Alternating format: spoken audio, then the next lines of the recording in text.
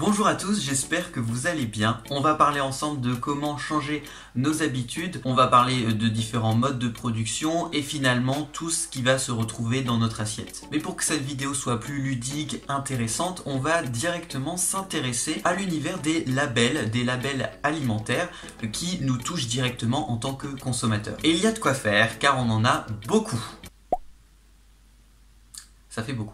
Un label, pour faire vraiment simple, c'est, on va dire, une certification donnée à un organisme plus ou moins reconnu. Voilà, ça peut être une institution, ça peut être l'Europe, ça peut être la France, ça peut être une communauté d'agriculteurs, une communauté de consommateurs, ça peut être, voilà, en tout cas certifié. Et l'objectif de ces labels, c'est d'apporter une information aux consommateurs directement pour apporter de la transparence, savoir d'où vient ce label, savoir dans quelles conditions il a été produit, avec quelle valeur. Alors quand on parle de label dans le monde alimentaire, on pense tout de suite au label bio de l'agriculture biologique. Les plus connus, ce sont ces deux-là qui sont en fait exactement les mêmes, sauf que le AB c'est réservé pour l'agriculture française et en dessous c'est une labellisation européenne. Ces labels sont contrôlés par le ministère de l'Agriculture et concrètement qu'est-ce qu'ils veulent dire? Pendant tout le processus du développement de la plante, on leur a injecté aucun produit chimique ou synthétique. Aucun engrais chimique, pesticides, voilà. Ça veut tout simplement dire ça. Mais pour les produits transformés, donc par exemple un plat préparé, on va abaisser ce taux à 95%. Donc 95% avec ces labels, quand vous achetez ce produit avec ce label, ça veut dire que 95% de ces produits à l'intérieur n'ont reçu aucun intrant chimique, toxique, transformé, synthétique. J'aimerais aussi vous parler d'un autre label qui lui ne concerne pas uniquement du bio, c'est Nature et Progrès. Eux ils mettent en valeur la qualité des produits et une méthode de production plus solidaire. Ils vont chercher à préserver le tissu rural tout en revalorisant le travail paysan. Ce label fonctionne comme une fédération d'agriculteurs bio. L'agriculture bio peut avoir également d'autres dimensions, donc avec cette dimension ici qui est beaucoup plus sociale et même économique quand on parle de revalorisation du travail des paysans. Après les labels bio, on va s'intéresser aux labels qui nous renseignent sur l'origine géographique. Le label du Made in France,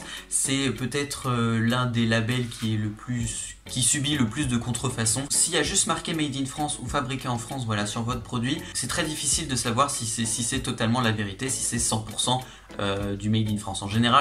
Généralement, du coup, ce n'est pas le cas, ou en tout cas, il faut le certifier. Donc, le plus connu, c'est celui-ci, c'est Origine France. C'est un label qui peut concerner n'importe quel secteur, et il est contrôlé par un organisme indépendant. Ce label, il va valoriser le savoir-faire à la française, le savoir-faire industriel et artisanal, et il garantit aux consommateurs qu'entre 50 et 100% du prix que vous achetez pour ce produit soit d'origine française. Il y a également les appellations qui sont très connues maintenant, les AOP et les AOC qui vont dans l'Union européenne protéger le nom et le savoir-faire des produits. Alors la France en a beaucoup. Par exemple pour la filière du fromage, tous les producteurs de fromage, en fonction de là où ils sont, ils ne peuvent pas appeler leur fromage tous de la même façon. Le nom de certains fromages vient exclusivement de Normandie, par exemple, ou exclusivement des Alpes, pas des copies voilà, de pays carrément étrangers qui vont vous vendre où c'est marqué sur le packaging camembert, mais en fait il vient pas du tout de France. Voilà, donc ça ces appellations vous permettent encore une fois de savoir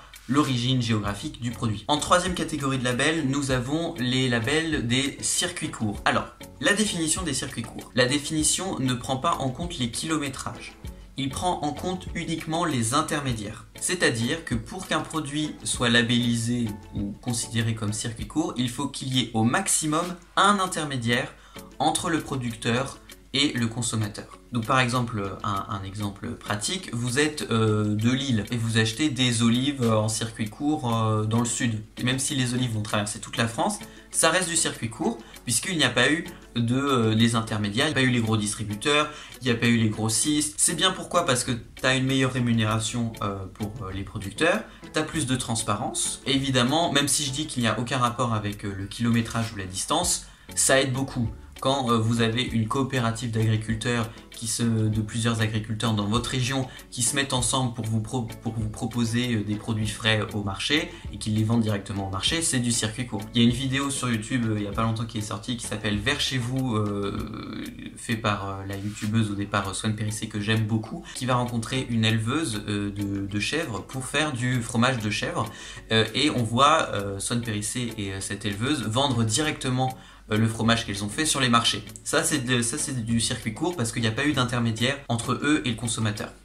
Donc ça c'est un exemple parfait de circuit court. Je vous ai pas parlé de label encore et donc je vous en donne un ici, il s'appelle Biocohérence. Donc lui il va encadrer les conditions de vente en certifiant que c'est de la vente en direct ou bien par un magasin bio. Donc magasin bio ça peut être, je pense qu'aussi ça peut être une coopérative, mais en tout cas voilà, maximum un intermédiaire. Et enfin la dernière catégorie de labels, ce sont les labels qui certifient le commerce équitable. Ce sont des labels qui vont garantir une plus juste rémunération pour les producteurs. On a par exemple ce label-ci, il concerne uniquement des petits producteurs ou des coopératives de plusieurs petits producteurs. L'objectif de ce label c'est une meilleure rémunération des producteurs tout en réduisant au maximum les chaînes de production, donc en diminuant les intermédiaires. Il y a également le très connu Fairtrade, commerce équitable en anglais de Max Havelaar. Donc lui c'est un label qui va concerner autant les petits producteurs que les gros producteurs. Il garantit également une réduction des intermédiaires et donc une plus juste rémunération des agriculteurs en leur certifiant un prix minimum sur les matières premières. Puisque si vous ne le savez pas, dans le monde agricole, beaucoup de ces matières premières, donc par exemple les matières premières du riz, les matières premières du blé, de l'avoine, de tout ce que vous voulez, il y a un prix qui est soumis à une bourse internationale, le monde du marché, du libéralisme, qui est basé, une bourse qui est basée à Chicago, et c'est là où se joue la variation du prix des matières premières, basée à Chicago, et qui décide finalement un peu du sort des agriculteurs, puisque du jour au lendemain, tu peux avoir la valeur de ton blé au kilo, de ton café au kilo, qui chute brutalement, et toi, tu n'as plus du coup, avec ce système, tu n'as pas de garantie pour l'avenir, tu ne peux pas voir sur le long terme, tu ne peux pas savoir si tu pourras rembourser tes investissements, si tu pourras rembourser tes crédits, voilà. Et donc, grâce à Fairtrade, il va garantir du coup la pérennisation du système agricole et la protection des agriculteurs. Donc voilà, c'est vraiment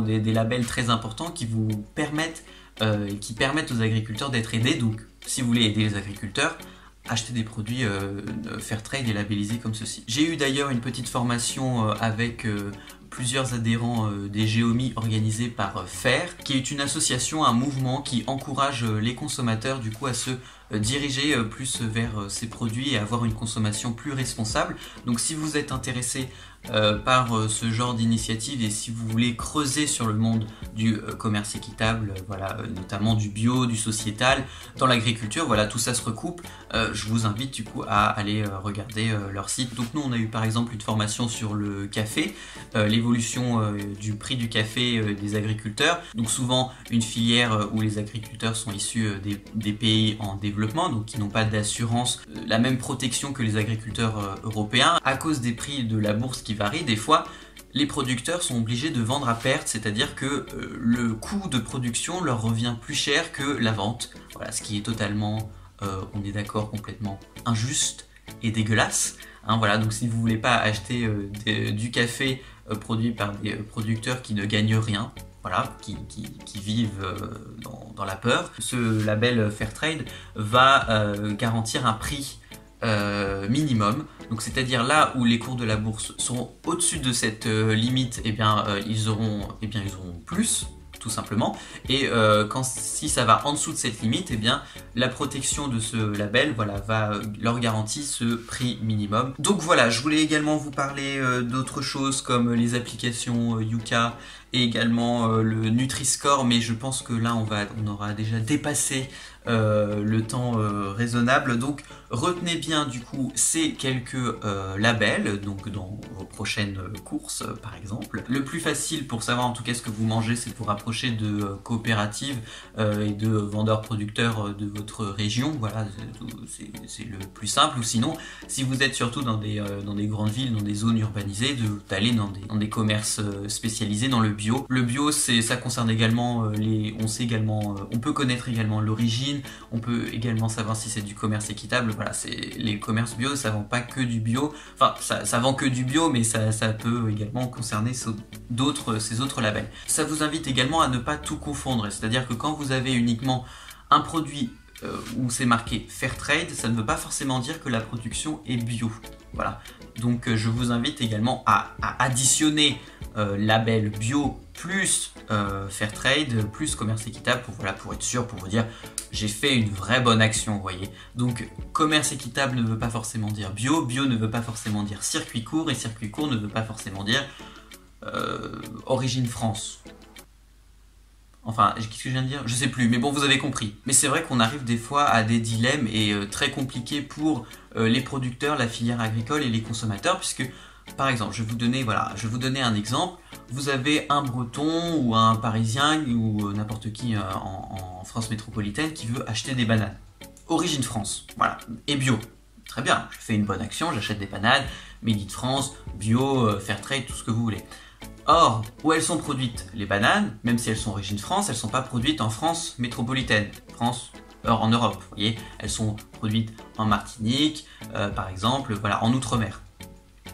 Donc ça veut dire que c'est des traversées en bateau de plusieurs centaines de kilomètres avant d'arriver dans notre assiette. Donc finalement, certes, la production, les bananes n'ont pas reçu d'intrants toxiques, synthétiques, mais il y a eu beaucoup de gaz à effet de serre rejetés par l'importation de ces bananes, même si théoriquement, on est resté dans le territoire français. La banane est l'un des fruits préférés des Français, mais le problème c'est si tous les Français se disent « Ah non, non, je vais plus acheter de bananes, elles sont produites trop loin », c'est des économies régionales en France, des économies d'outre-mer qui s'effondrent parce qu'il y en a qui sont très dépendantes de la production des bananes. On aura beaucoup de questions comme ça à se poser entre l'équilibre entre économie et écologie, développement durable. Voilà, donc c'est-à-dire ça va être transformer nos manières de consommer, d'un autre côté également transformer les producteurs ou l'activité économique en outre-mer, voilà par exemple, donc ou vendre ces bananes à des endroits plus proches. Et donc ça sera tout pour cette vidéo d'aujourd'hui, j'espère que ça vous aura plu.